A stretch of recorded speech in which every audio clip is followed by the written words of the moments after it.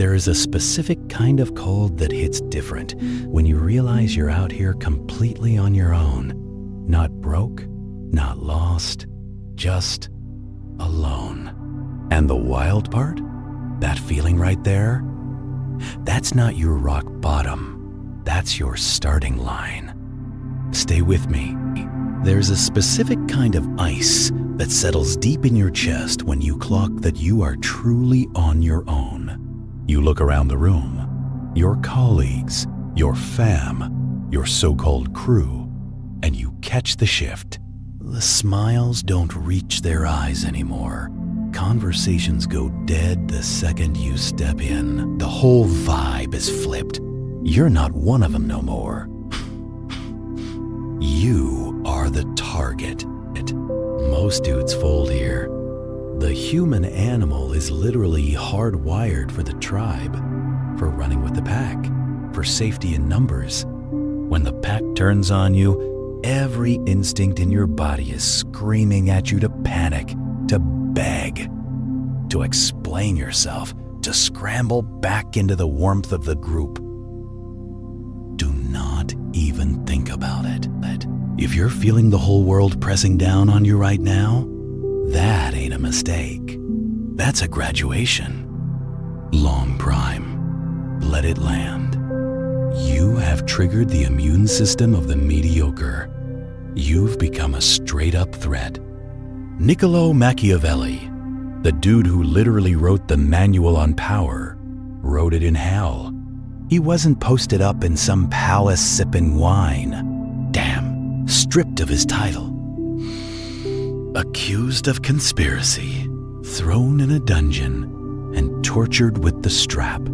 He sighed and pointed at with the rope of the day and touched its charge upward. His hands tied behind his back, hoisted up by a rope and dropped until his shoulders dislocated. Everybody was against him. The state, the church, the Medici family, his old day ones. He did not beg. He did not apologize. He went home, washed the blood off, sat down at his desk, and wrote the prince. Long. He turned his exile into an empire that has outlasted every single person who ever put hands on him. You want to know how to win when the odds are stacked against you? You want to know how to flip the script so that all that hate they're throwing at you actually fuels your come-up? I'm gonna show you. Power is not a popularity contest. It is a function of physics, and right now, we are going to use the weight of the world to crush your enemies and build your throne.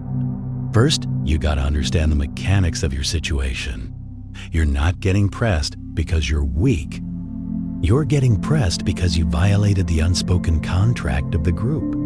Machiavelli wrote in The Prince, "There is nothing more difficult to take in hand, more perilous to conduct, or more uncertain in its success than to take the lead in the introduction of a new order of things." When you start leveling up, when you start fixing your bread, your body, your mindset, you hold up a mirror to everyone around you. Your glow-up reflects their stagnation. Your discipline is a slap in the face to their laziness. They don't actually hate you. They hate the light you're shining on their own failure. This is the crab in a bucket mentality. No cap. One crab tries to climb out, the others don't cheer. They grab its legs and yank it back down. If it keeps climbing, they break its shell. You're trying to explain your vision. You're trying to show them why you're changing. You think if they just understood, they'd ride for you. Stop. They understand perfectly. That's exactly why they're against you. To win, you gotta stop viewing their opposition as a tragedy. View it as a coordinate. If you were moving in the wrong direction, they'd be comfortable with you. The fact that they're agitated is your confirmation. You are locked onto the vector of the outlier. The friction you feel is the price of velocity. Accept that truth. You cannot bring them with you. The herd moves at the speed of the slowest member. The predator moves at the speed of his hunger. Long pause. When the world turns on you, your gut reaction is to make noise, to defend your name, to set the record straight, to go on the internet and air everybody out. When you argue with a mob, you validate their power. You're showing them that their opinion has the ability to shake your internal state. You're bleeding energy into a black hole. Machiavelli advises a different approach. When the Medici threw him out of Florence, he didn't stand in the piazza screaming about injustice. He vanished. He dipped to his farm in Sant'Andrea. He went radio silent. Long. When everybody is against you, you remove the target. Pull back your presence, your voice, your energy. This does two things. It starves the fire. Gossip, hate, and opposition need fuel. They need your reaction. They need your drama. When you give them nothing, absolute zero, cold silence, they've got nothing to burn. They turn on each other, and it creates myth. While you're silent, you're not idle. You're working, you're building, but you're doing it in the dark. Imagine the psychological terror you inflict on an enemy who comes at you and gets nothing back. No anger, no clap back, no tears. Just a blank stare and then absence. Why isn't he shook? What's he cooking up? The paranoia shifts from you to them. That's a power move.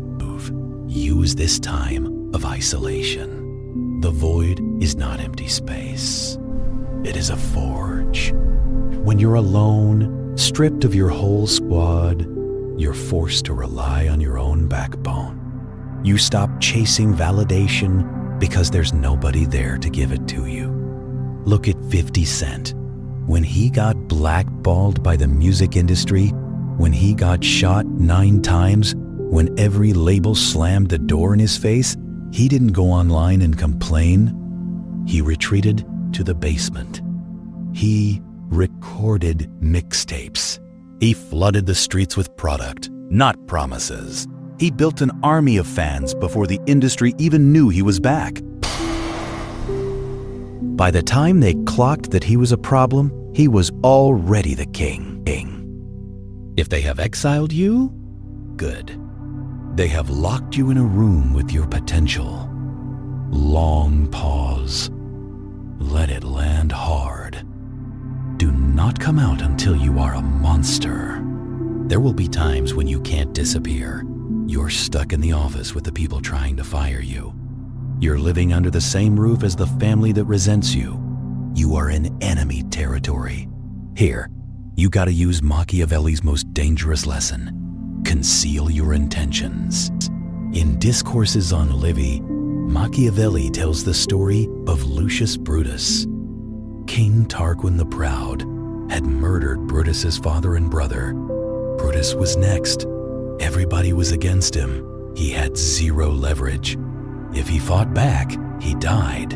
If he ran, he got hunted. He acted slow, submissive, and harmless. He let the king clown him. He let the whole court laugh at him. He lowered himself so far that he became invisible.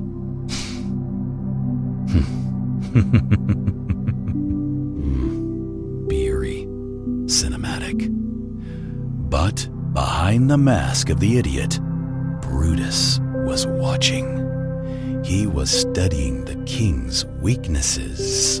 He was waiting for the precise moment of instability.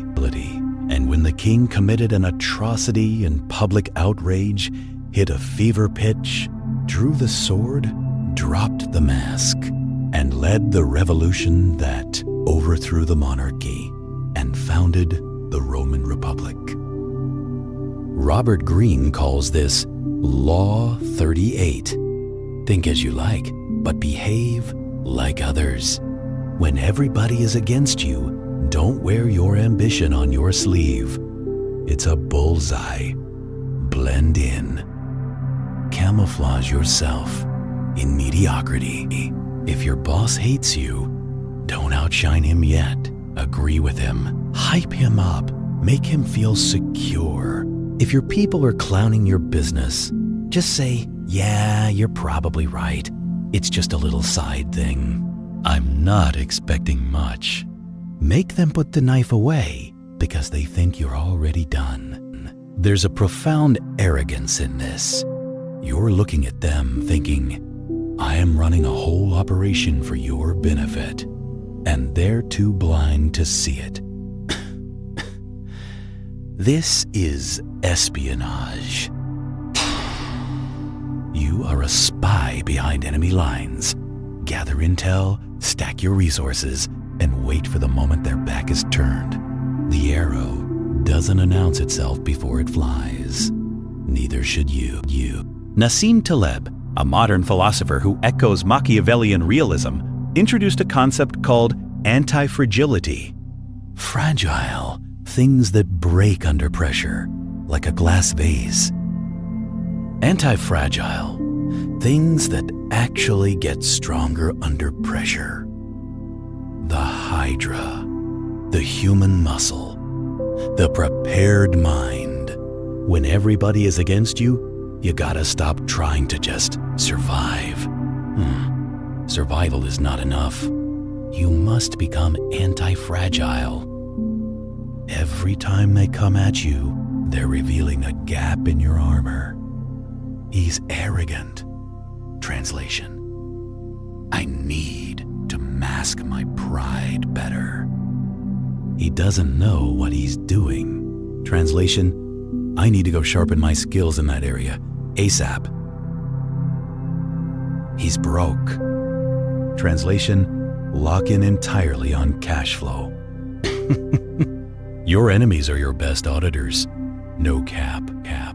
Your friends will gas you up to protect your feelings. Your enemies will give you the brutal truth because they want to see you bleed. Take the sting out of it. Keep the data. Machiavelli wrote that a prince must learn to be a fox, to recognize traps, and a lion to frighten wolves. Your enemies are teaching you exactly where the traps are. And the pressure of being surrounded creates a psychological pressure cooker that forces you to evolve at a pace you never would have chosen on your own.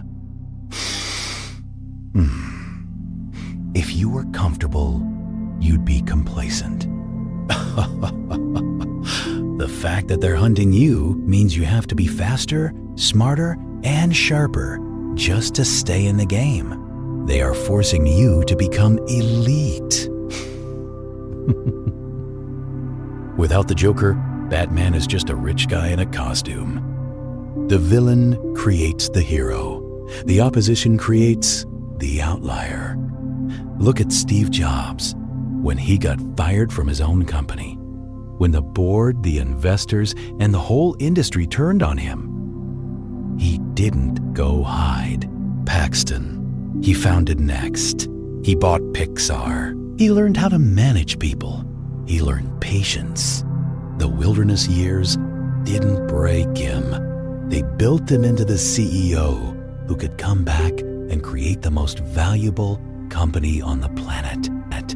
If he'd stayed at Apple in 1985, comfortable and cocky, he would have crashed out. The betrayal saved him. When the tribe rejects you, you realize a terrifying truth.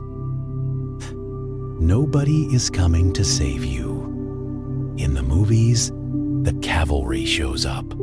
Machiavelli warns in chapter 13 of The Prince against leaning on auxiliary forces, hired help, powerful allies, people you think are riding for you. If they win, you're their prisoner. If you're depending on someone else to pull you out of the fire, you just traded one master for another. This season of isolation is your chance to build total financial autonomy.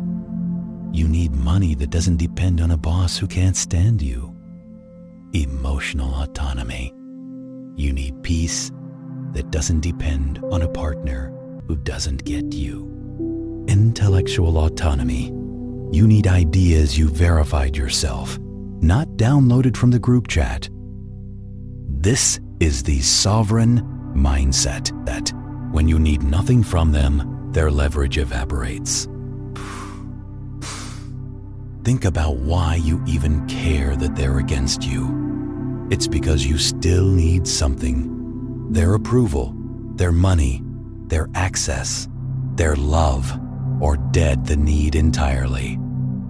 The moment you can look at the mob and say, I don't need you to make it, you have won. You've cut the strings. You are no longer a puppet dancing to their disapproval. And a free man is the most dangerous thing in the world to a group of people who are still trapped. You look at the people against you and you see a wall, solid, impenetrable, a united front. Machiavelli knew that no group is truly united. They are held together by temporary interests, and right now by a common target. The moment you remove yourself as the target, through the silence and the void we already talked about, the glue holding them together starts to dissolve. Without a common enemy, their internal cracks show up. Your job is to find the loose brick. In The Prince, Machiavelli advises that a ruler must keep his enemies divided. If you're up against a group, a toxic department at work, a hostile family situation, a circle of frenemies, isolate the weakest link. There is always one person in the mob who isn't fully bought in. One who is only nodding along because they're scared of being the next target. One who is low-key jealous of whoever's running the mob. Find that person. Pull them to the side, not to beef, but to confide. Yo, I know the others don't see it, but I always felt like you were built different. You actually get the big picture. Feed their ego. Plant a seed of doubt about the others. I heard such and such was talking sideways about you the other day. I had your back, obviously. You don't even need to lie. Just highlight the tension that already exists. When you flip one, you break the consensus. Suddenly, the mob isn't everybody.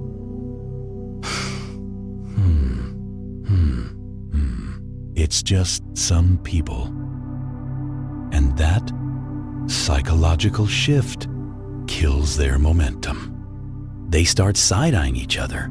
They start questioning who's really loyal. Paranoia sets in. And while they're busy watching each other, they stop watching you. You just dismantled an army without firing a single shot. You dropped a virus into the software. Revenge is a natural instinct. When somebody wrongs you, your whole system is screaming for retaliation. You want to expose them, blast them, make them feel the pain. Kill that instinct? It is primitive, it is messy, and it almost always blows back on you. If you go at them directly, you hand them a narrative. See, he's toxic. He's unhinged. We were right about him all along. The only revenge that works, the only revenge Machiavelli would co-sign, is total, undeniable victory. There is a concept in warfare called overmatch. It means your capabilities are so stacked that the enemy understands fighting you is pointless. Build a life so undeniably superior to theirs that their opinion of you becomes a joke. Does a lion lose sleep over what a sheep thinks about his hunting technique? The power gap is too wide. Your goal is to widen that gap every single day. While they're gossiping, you're training. While they're posted up at the same bar every Friday complaining about the same boss, you're stacking a side income. While they're aging out, you're getting fitter, sharper, richer. Edmond Dantes was thrown in prison, forgotten, erased. He spent years educating himself, finding the treasure, and reinventing himself as the Count. When he returned, he didn't just beat his enemies. He bought their banks, he bought their secrets, he dismantled their entire lives with a smile on his face. And they didn't even recognize him until the very end. You must become the Count. Let them have their little wins today. Let them have the office politics. Let them have the petty drama. You're playing a completely different game. You're playing for the decade, not the day. 6 months of locked-in, deep focus can put you 5 years ahead of the average person. Imagine showing up a year from now. New whip, new physique, new mentality, new tax bracket, and treating those same people with nothing but polite indifference. That cuts deeper than any punch ever could, because it proves their opposition didn't stop you. It didn't even slow you down. In fact, they were irrelevant. There's a final psychological shift you have to make. Stop wishing it were easier. Stop wishing they were nicer to you. Learn to love the hate. Nietzsche called this amor fati, love of fate. Love of fate. Not just accepting what happens, but embracing it as the raw material for your greatness. If everybody is against you, it means you are being tested, and that's a compliment. A pilot doesn't curse the wind that pushes against the plane during takeoff. Without the opposing wind, the plane cannot fly. Without the opposing wind, the plane cannot fly. Every time they say you can't, they're handing you fuel.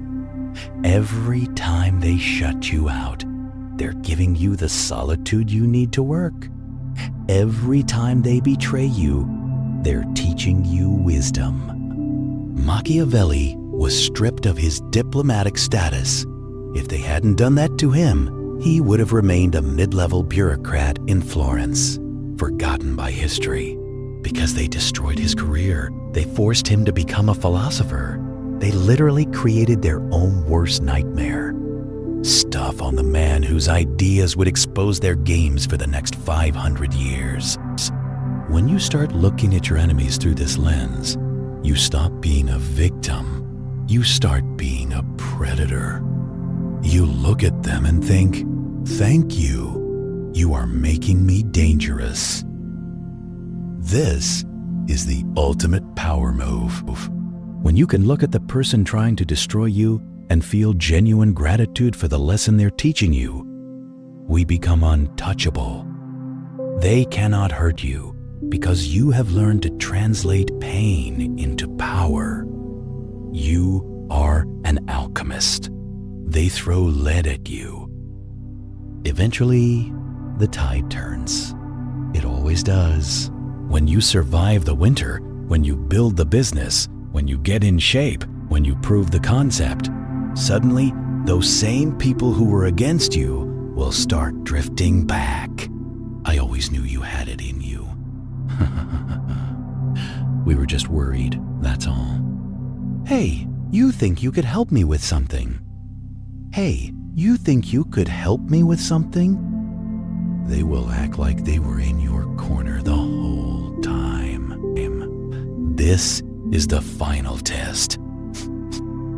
Do not fall for it. Machiavelli warned, men are so simple and so ready to obey present necessities that he who deceives will always find those who allow themselves to be deceived. You can forgive them, sure. Holding on to anger is drinking poison. But you must never forget a new standard of access. Those who were there when you were at your lowest get a seat at the table. Those who were holding the shovel trying to bury you can stand outside. That's not petty. That's called being the curator of your own reality.